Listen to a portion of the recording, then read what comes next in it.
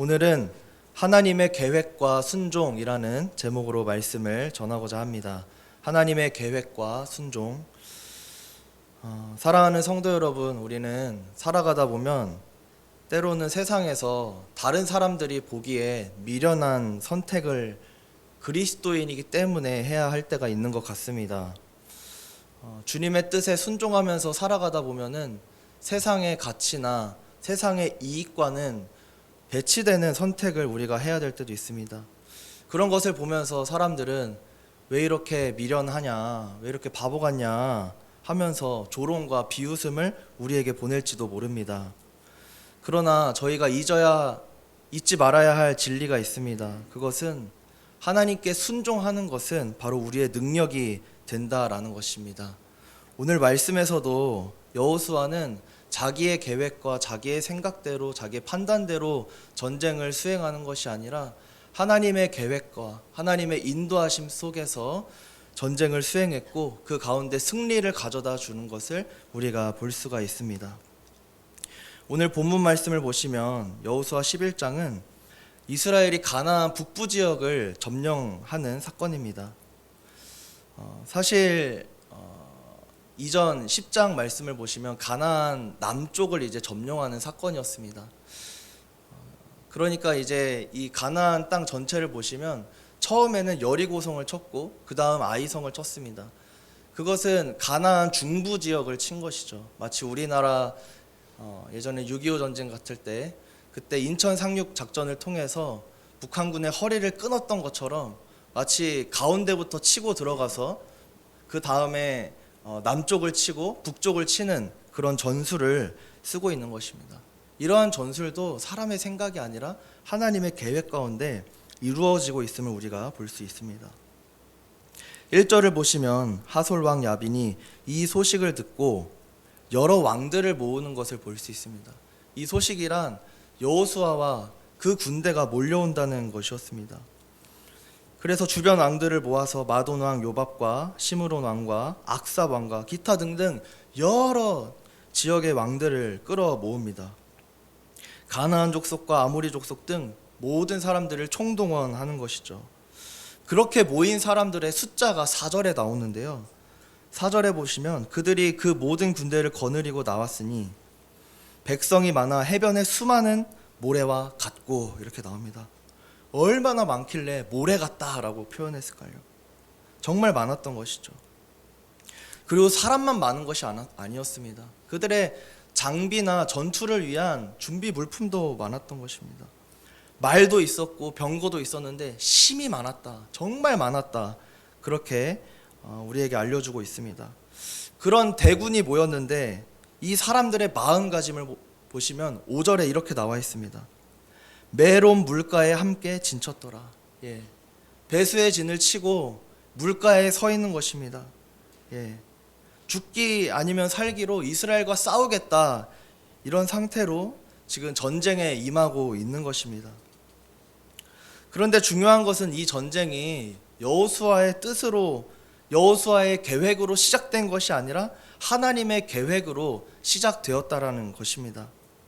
하나님께서는 6절에서 이렇게 말씀하십니다. 수많은 군대 앞에 서 있는 여호수아에게 두려워하지 말아라. 내일 이맘때에 내가 그들을 너희 앞에 넘겨 죽이리라. 이렇게 말씀하셨습니다. 전쟁의 그 시작을 우리가 보고 있을 때 너무나 커서 두려움이 찾아올 때가 있습니다. 우리 앞에 어떤 문제가 나타났을 때, 극복해야 할 상황이 나타났을 때 너무나 커서 두려움에 빠질 때가 있습니다. 그럴 때 하나님께서는 우리에게 두려워하지 말라. 반드시 승리하리라. 이 말씀을 우리에게 주시는 것입니다. 이스라엘은 그저 하나님이 시작하시고 하나님이 끌어가시는 그 계획 가운데 무엇을 하면 되는가? 바로 순종을 하면 되는 것입니다. 우리 삶에도 종종 이러한 상황이 찾아오는 것 같습니다. 하나님께서 이 길로 가라 이렇게 말씀하시지만 사실 그 길은 너무나 두렵고 인간적인 판단으로는 어렵게 느껴질 때가 있습니다. 또 불가능하게 느껴질 때가 있습니다. 그러나 하나님께서는 반드시 우리의 삶을 가장 좋은 길로, 가장 선한 길로 인도하시는 능력의 하나님이신 줄로 믿습니다. 그것은 바로 우리가 순종할 때 이루어지게 되는 줄로 믿습니다. 두 번째는 순종이 이끄는 승리입니다. 하나님께서 여호수아에게 주신 명령은 단순히 전쟁을 하고 승리하는 것, 그것이 아니었습니다. 하나님께서는 구체적인 지침을 우리에게 주시는데요. 그게 뭐냐면 바로 적군의 말의 힘줄을 끊고 병거를 불태우라고 말씀하시는 것입니다. 6절 말씀을 보시면 이렇게 말씀하십니다. 여호와께서 여호수아에게 이르시되 그들로 말미암아 두려워하지 말라. 내일 이맘때에 내가 그들을 이스라엘 앞에 넘겨주어 몰살시키리니. 이렇게 나옵니다. 여기까지 보면은 우리는 두 손 다 놓고 있어도 되는 것처럼 보여요. 아, 하나님이 넘겨주신다고 했어, 승리케 하신다고 했어, 그러면 우리는 이제 하나님이 일하시는 것을 지켜보자. 그게 믿음이죠. 그런데 사실 거기서 끝나는 것이 아닙니다. 우리의 역할도 있는 것입니다. 하나님께서 말씀하십니다. 이어서 너는 그들의 말 뒷발의 힘줄을 끊고 그들의 병거를 불사르라. 이렇게 말합니다. 사랑하는 성도 여러분, 지금 이 말씀이 어떤 의미로 다가오시나요? 자세히 보시면요, 이거는 전쟁을 이기기 위한 전략이 아닙니다. 전쟁을 이기기 위한 명령이 아니에요. 전쟁은 하나님이 하시는 것입니다. 몰살시키신다고 하셨습니다. 그 다음에 여호수아에게 주어지는 말씀은 무엇인가? 그들의 말 뒷발에 힘줄을 끊으라는 것입니다. 그리고 병거를 불태우라는 것입니다. 이게 어떤 의미냐면요, 다들 잘 아시겠지만 전쟁이 끝나면은 그 사람들과 그들에게 속했던 모든 물건들, 귀중품들은 전쟁을 이긴 사람들의 것이 됩니다. 전리품으로 갖게 되는 것이죠.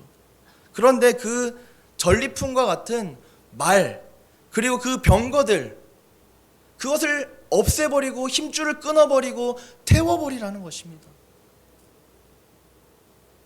이런 비유가 적절할지 모르겠지만 기업 합병을 할 때 M&A 한다 이러지 않습니까? 그럴 때 지금 우리가 믿음으로 이 나라들을 취하고 있는 것입니다. 그러면 기업이 합쳐질 때 거기에 있는 자재라든지 자산이라든지 그런 것들을 흡수를 해야지, 그거를 태워버리고 다 없애버리고, 그게 다 돈인데, 그게 다 재산이 되는 건데 그런 사람들이 있겠습니까? 없죠. 그런데 지금 하나님께서는 어쩌면 이스라엘 군대에 좀 품격이 더 올라가고 전쟁을 수행할 수 있는 도구가 더 생겨서 승리할 수 있는 것들이 더 생기게 되는 그런 여건들을 아예 없애버리라고 하시는 것입니다. 그러니까 이 6절의 말씀은 전쟁은 내가 할 테니까 너는 순종해라. 지금 이것을 우리에게 도전하고 있는 것입니다. 그런데 사실은 우리는 살아가면서 그러한 순종을 하기가 참 힘듭니다. 준비를 하게 되고 내 나름대로 계획을 하게 되고 하나님께 기도하면서도 구하면서도 내 나름대로 2차, 3차, 4차를 준비하는 것이죠. 그렇지만 하나님께서 진실로 원하시는 건 우리가 기도하고 우리가 구했다면은 믿음으로 뚫고 나아가기를 원하시는 것입니다. 순종하기를 원하시는 것입니다. 그럴 때 우리 삶 가운데 진정한 능력이 나타나게 될 줄로 믿습니다.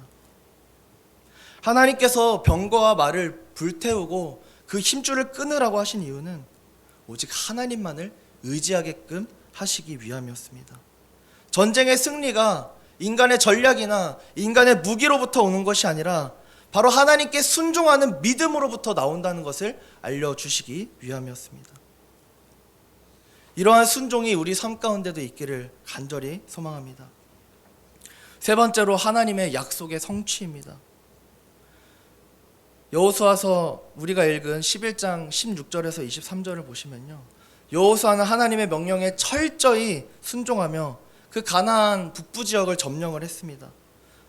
하솔을 불태우고 모든 왕과 군대를 완전히 무찌르고 또 하나님께서 모세를 통해서 약속하신 그 땅을 하나도 빠짐없이 점령하고 수행했다, 그렇게 말하고 있습니다. 그런데 이 말씀 마지막에서 우리가 주목해야 할 사실이 있는데요, 그것은 뭐냐면 여호수아가 아주 많은 땅을 정복했어요.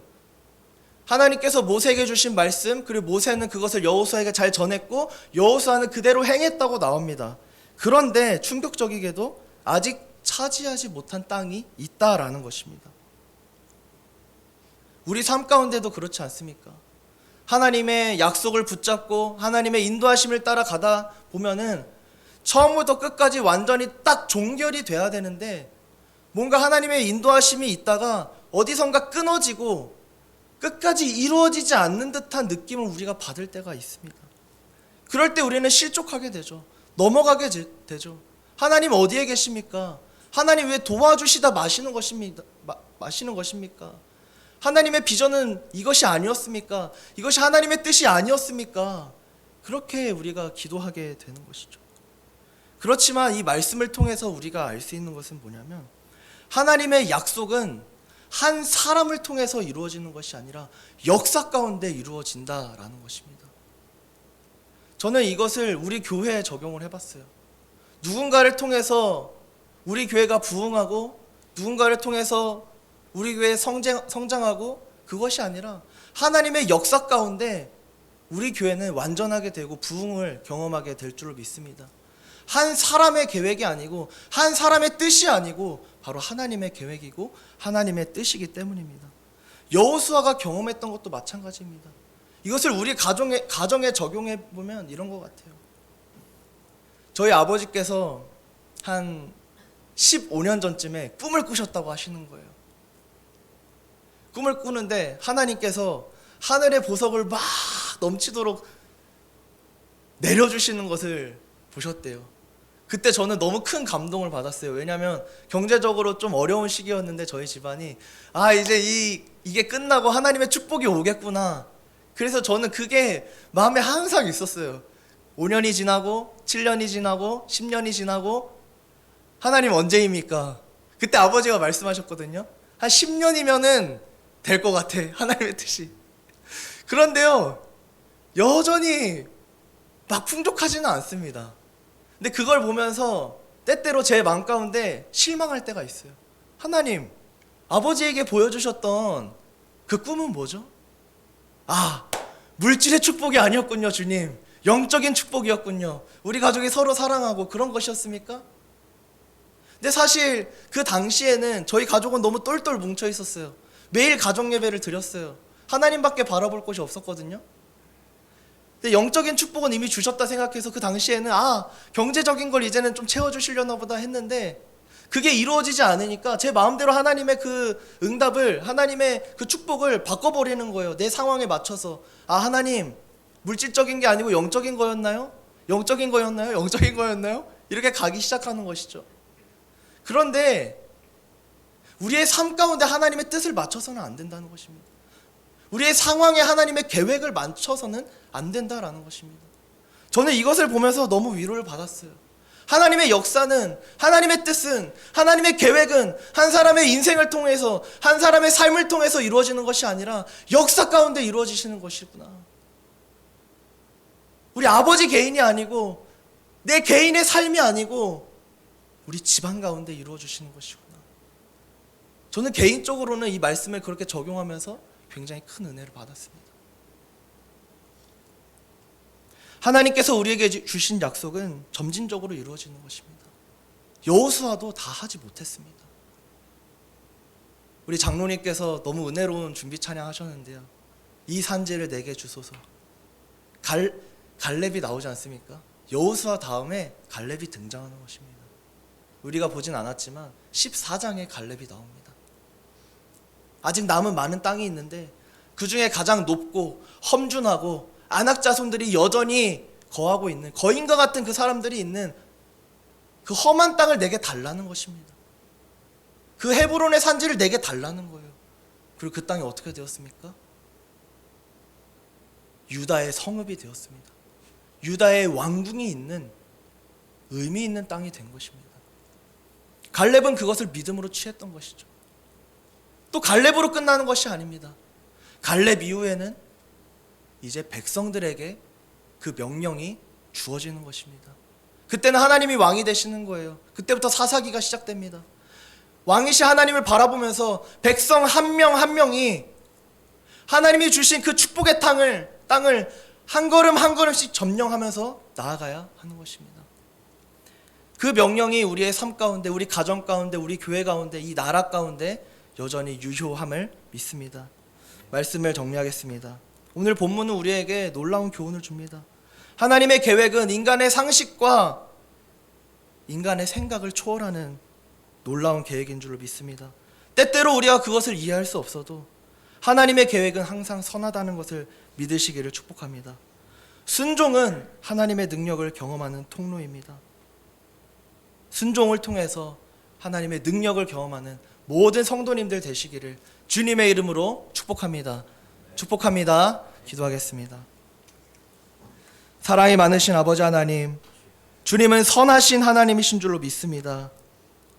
하나님의 계획과 하나님의 인도하심은 때로는 비합리적으로 보일지라도, 무모해 보일지라도 우리가 그 약속 붙들고 순종할 때 놀라운 승리와 능력을 경험하게 될 줄로 믿습니다. 하나님, 각 가정 가운데 그 뜻을 이루어가 주시옵소서. 말씀에 근거하여 부르짖을 때 하나님 역사하여 주시옵소서. 여호수아처럼 승리하게 하여 주시옵시고 갈렙처럼 그 땅을 믿음으로 취할 수 있도록 하나님 복의 복을 더하여 주시옵소서. 감사드리며 예수님의 이름으로 기도드립니다. 아멘.